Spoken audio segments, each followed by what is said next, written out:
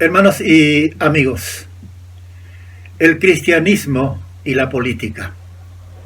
Escrito por Emilio Agüero Esgay el 14 de noviembre del 2015 en un artículo editorial del diario La Nación, que consideré de interés para el tema que estamos tratando en estos días.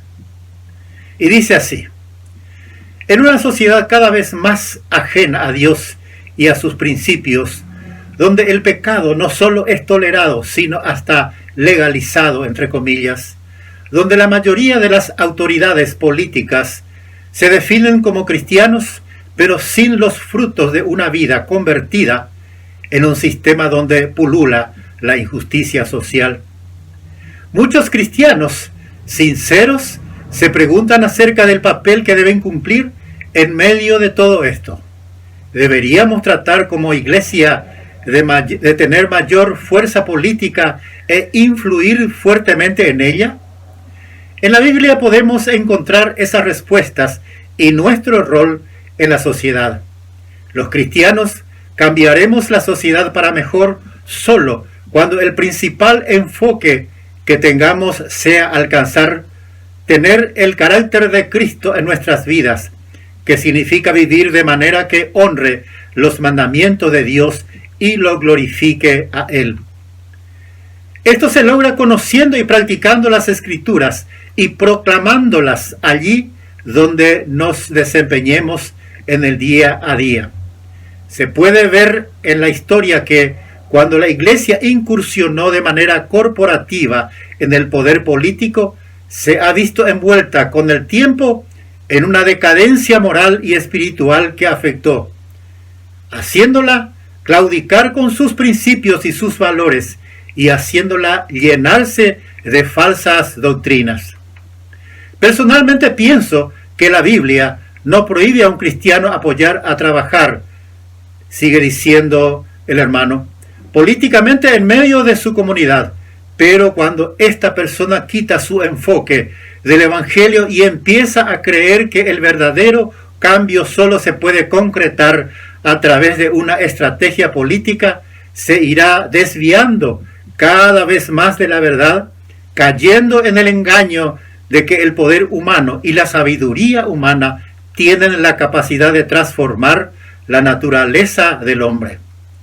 Ya el apóstol Pablo advirtió de esto a los griegos cuando les dijo en una carta a los creyentes de Corinto que él no fue a ellos con fuerza o estrategias humanas, sino con demostración del Espíritu y de poder, para que vuestra fe no esté fundamentada en la sabiduría de los hombres, sino en el poder de Dios. 1 Corintios 2:1. Solo Dios puede transformar al hombre, y una vez que este individuo es transformado y empieza a cuidar a su familia, pronto otros también serán transformados hasta llegar a toda la sociedad. En muchos hay una idea de que si el gobierno apoya la causa cristiana, el evangelio avanzará, pero si la persigue y combate, se estancará. Y por lo tanto hay que tratar de llegar al poder político en bien de la evangelización. Si uno piensa así, la estrategia política se convierte en el centro de todo, como si el destino espiritual del pueblo de Dios subiera o bajara dependiendo de quién esté en el poder, sigue diciendo el pastor. Pero la verdad es que ningún gobierno humano puede hacer algo para que avance o retroceda el reino de Dios.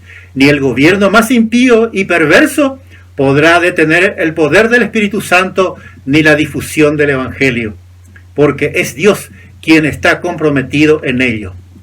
El ministerio terrenal de Jesús se desarrolló en un ambiente político sumamente difícil y sus seguidores, incluyendo a los apóstoles, esperaban que de alguna manera los liberara del yugo de Roma.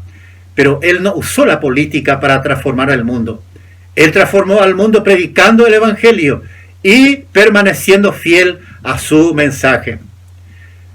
Entre comillas, la decadencia moral del mundo es un problema espiritual, no político. Y su solución es el Evangelio, no la política partidista.